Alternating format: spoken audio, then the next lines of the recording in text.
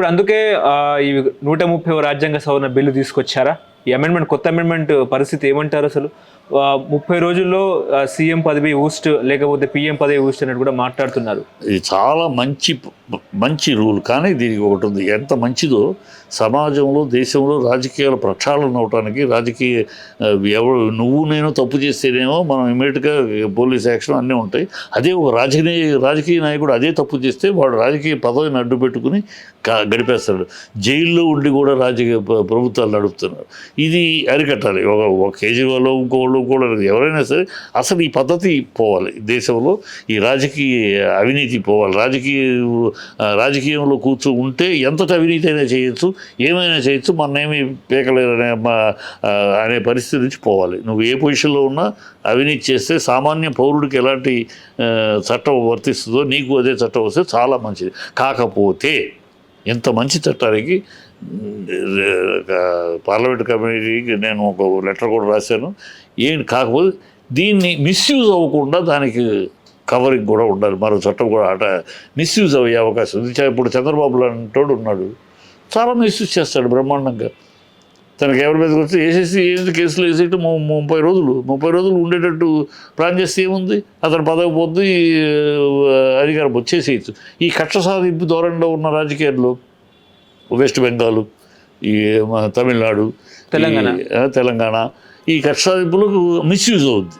అధికారంలో ఉన్న వాళ్ళు మిస్యూజ్ చేసే అవకాశం ఉంటుంది. అది చేయకుండా అది రాకుండా 30 రోజులు అనేదానికి ఎందుకు 15 రోజులు వేస్తాం, ఇంకా 5 సెక్షన్స్ వేస్తే ఎక్సెక్షన్ 30 రోజులు అయిపోద్ది. 30 రోజులు అవటం పెద్ద సింపుల్ విషయం. సో అది అలాంటి మిస్యూజ్ అవ్వకుండా అలా చేసిన వాళ్ళని ఆ కేసు తప్పు అని ప్రూవ్ అయితే అలాంటి వాళ్ళకి ఇలాంటి శిక్ష ఉండాలి.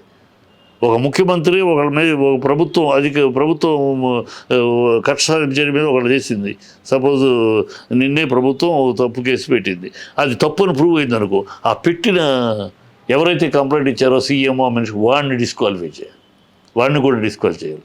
అప్పుడు ఆ భయం ఉంటుంది తప్పుడు చేయటానికి, ఈ తప్పుడు దీన్ని మిస్యూజ్ చేయడానికి. సో ఎంత మంచో దాన్ని జాగ్రత్తలు తీసుకోవాల్సిన అవసరం కూడా ఉంది. అది మిస్యూజ్ అవ్వకుండా కాపాడాల్సి ఈ చట్టం కూడా అది కూడా కావాలి. ఇప్పుడు ఈ బిల్లు వచ్చిన తర్వాత కొంతమంది మాట్లాడుతున్నారు ఏంటంటే, జగన్ పరిస్థితి ఏంటి? జగన్ కూడా సిబిఐ ఈడీ కేసులో నిండా మునిగారు కదా, మరి అతనికి ఎందుకు సపోర్ట్ చేస్తున్నారు కేంద్రము?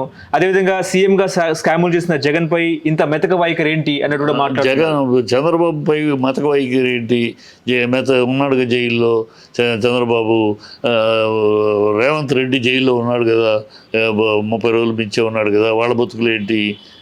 జగన్ మాట వెళ్తే జగన్ మాట మీ బతుకులు ఏంటని మీ తరపున మీరు వెళ్ళి జైల్లో కూర్చున్నారు కదా, మీరే చెప్పండి సమాధానం. మీరు చెప్తే వాళ్ళు చెప్తారు కదా. ఊరినే మీరేదో సొంత పూసల్లాగా మీరు జైలుకి వచ్చిన బాపతులేగా, జైలు పక్షులేగా, మీరు జైల్లో ఉండొచ్చిన వాళ్ళే కదా 30 రోజుల పైనే. మీరు సొంత పూసల్లాగా మాట్లాడితే ఎట్లా? అంటే జైలులో నుంచి పరిపాలించే తప్పే, మరి బెయిల్పై పరిపాలిస్తే తప్ప ఒప్ప అన్నట్టు కూడా మాట్లాడుతున్నారు కదా. అసలు బెయిల్పై కూడా అదే ఈ చట్టం అన్నీ పనిచేస్తుంది కదా. బెయిల్ వేరు. బెయిల్ అనేది ఎందుకు ఇస్తారు? రీజన్ ఉంటేనే ఇస్తారు, ఊరినే బెయిల్ ఇవ్వరు. అందుకని ప్రభుత్వాలు ఏం చేస్తాయంటే కక్ష సాధింపు చేసేటప్పుడు నాన్ బెయిలబుల్ సెక్షన్స్ పెడతారు. నాన్ బెయిలబుల్ సెక్షన్స్ పెట్టేటప్పటికి 30 రోజులు అయిపోతుంది. ఇది కాకుండా చట్టం మార్పు రావాలి, కోర్టు దృష్టిలో కూడా, కోర్టు దృక్పథంలో కూడా మార్పు రావాలి. అరెస్ట్ అనగానే 15 రోజులు మినిమం, 10 రోజుల తర్వాతే ఆ జడ్జి గారు దాన్ని బెయిల్ పిటిషన్ పెట్టారు. అలా కాదు, అలా ఉండకూడదు. ఇలాంటి పొలిటికల్గా మా ఎమ్మెల్యేలు మంత్రులను వాళ్ళ ఇమీడియట్గా వారం రోజులు తేల్చేయాలి. వారం రోజులు ఇది బెయిల్ ఇవ్వబోయేదైందా కాదా తేల్చేయాలి. కక్ష అలా తేల్చకపోతే కోర్టులు కూడా దృక్పథం మారాలి. కోర్టుల దృక్పథం ఇవాళ ఏంటి? అరెస్ట్ అంటే 15 రోజులు. ఏదో పెద్ద ఇది సింపుల్గా అయితే స్టేషన్ బెయిల్ అయ్యి చిన్నట్లయితే అయితే మామూలుగా ఇలాంటి కేసులు ఇప్పుడు ఈ సెక్షన్ల ప్రకారం అనుకుంటున్న కేసులు అవినీతిలు అయితే 15 రోజుల తర్వాత కానీ అసలు ఈయనకి వినరు జడ్జి గారు. అంటే ఎన్డీఏ కూటమిలో ఉన్న మంత్రులకు, ముఖ్యమంత్రులకు ఇది ఎక్స్పెన్షన్ అనుకోవచ్చు, అంతే కదా? ఏంటి మంత్రులు అందరికీ సీఎం అయినా కూడా అంటే ఎన్డీఏ కూటమిలో ఎవరైనా ఉంటే వాళ్ళకి ఎటువంటి ఇబ్బందిగా ఉండదు కదా సార్? ఎందుకు ఉండదు?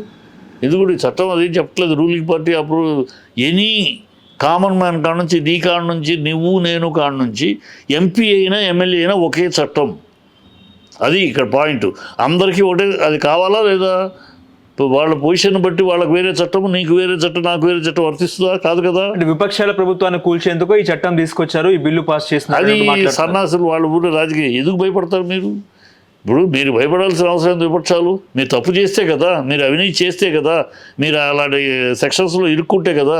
ఓకే, ఇప్పుడే మేము ఇరుక్కుంటాం, మమ్మల్ని మేము తప్పులు చేస్తాం, మమ్మల్ని అరెస్ట్ చేస్తారేమని భయం ఎందుకు? అది అందరికీ ఉంది కదా. మీరు పెట్టండి, ఎన్డీఏలో మీ కేసు పెట్టడానికి ప్రభుత్వం పెట్టక్కర్లేదమ్మా, నేను కూడా వెళ్ళి పెట్టచ్చు. నాకు పలానా రూలింగ్ పార్టీలో ఉన్న ఒక police officer can arrest PM. ఈ రూల్ ప్రకారం ఒక పిఎంని కంప్లైంట్ ఇస్తే ఆధారాలతో కనుక ఫస్ట్ ప్రైమ్ ఆఫీస్ ఆధారాలతో ఇస్తే ఇక police officer can go and arrest prime minister. అది చట్టం. నువ్వు నీకు ఆధారం ఉందనుకో, ఒక మనిషి మీద, రూలింగ్ పార్టీలో ఉన్న మనిషి మీద ఆధారాలు ఉన్నాక ఈ case court will receive, court will accept. ప్రభుత్వమే ఇవ్వాలని లేదు, ఇవాళ చట్టంలో ప్రభుత్వమే కేసు వేయాలని లేదు. A common man can go and file affidavit and against. So ఆటోమేటిక్గా జరుగుతుంది. అంటే ఈ బిల్లు అనేది ప్రభుత్వాన్ని దించే ఆయుధమా? అదేవిధంగా ప్రభుత్వాల్లో ఎన్నిక విధానంలో బ్యాలెట్ కంటే ముఖ్యంగా లాకప్ మార్గమే సుగమం అవుతుందని కూడా చర్చ. వీళ్ళు అపోజిషన్ మాట్లాడే మాటలకి ప్రతి మన్మోహన్ సింగ్ గారు తెచ్చిన చట్టం ఏంటి? దాన్ని ఎందుకు ఆ రోజు రాహుల్ గాంధీ చింపేశాడు? వీళ్ళు అవసరానికి మాట్లాడుతూ ఉంటారు. అది కావాలని చట్టం, అందరూ ప్రజల్లో ఉన్న చట్టం, ఇది ప్రజల్లో కోరుకుంటుంది. ప్రజల్లో ప్రక్షాళన జరగాలి. రాజకీయ నాయకులకు ఒక చట్టము, కామన్ మ్యాన్కి ఒక చట్టం ఉండటానికి వీల్లేదు. ఇది జరుగుతుంది ప్రస్తుతం. కామన్ మ్యాన్కి ఒక చట్టం జరుగుతుంది, రాజకీయ నాయకుడికి ఒక చట్టం. ఇది జరగడానికి వీల్లేదు. ఎవరికైనా ఒకటే చట్టం వర్తించాలి. ఇది ప్రజా కోరిక, ప్రజాభిప్రాయం. ఇది తీసుకొచ్చారు. ఇది అందరికీ వర్తిస్తుంది. దాంట్లో ఏమి చట్టంలో రూలింగ్ పార్టీ రూలింగ్ పార్టీ మీద కేసు ఫైల్ చేయకూడదనో అదేం లేదే. Anybody can file case on anybody. టీడీపీలో ముందు జగన్ అరెస్ట్ చేయాలంటున్నారు మరి. టీడీపీలు జగన్ అరెస్ట్ చేయండి మీరు ముందని చెప్పి మాట్లాడుతున్నారు. రేవంత్ రెడ్డిని, చంద్రబాబుని కూడా అరెస్ట్ చేస్తే చేయొచ్చు ఉంది.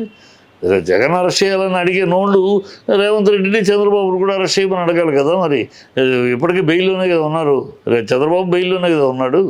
బెయిల్ మీద ఉంటే కదా, అది మీకు క్లియర్ అవ్వలేదు కదా కదా అది ఉంది కదా. కేసులు ఉన్నాయి, ఇంకా చాలా కేసులు ఉన్నాయి ఆయన మీద, ఆస్తులు దీని మీద. అరెస్ట్ చేయమని అందరినీ, నో ప్రాబ్లం. జగన్ ఏంటి, చంద్రబాబు ఏంటి, రేవంత్ రెడ్డి ఏంటి, అందరినీ ఏంటి లోపలికి. బెస్ట్. ఒక్కసారి ప్రక్షాళన జరిగిపోద్ది. మళ్ళీ ఇంకొకడు అధికారంలోకి వచ్చామంటే అవినీతి మనం ఏమైనా చేసుకోవచ్చు, మనం ఏం పీకలేరు 5 ఏళ్ళు అనే ఇది పోతుంది. ఏమవ్వలేదు, ఇంతకు ముందు అవ్వలేదా? జయలలిత అవ్వలేదా సీఎంగా? అరెస్ట్ అవ్వలేదు జయలలిత. లాలూ ప్రసాద్ అవ్వలేదా సీఎంగా? ఏ కొత్త సీఎంగా సుబే సూర్యన్ అవ్వలేదా సీఎంగా? సీఎంగా ఉన్నప్పుడు అరెస్ట్ అయ్యారు. ఎందుకు అవ్వలా?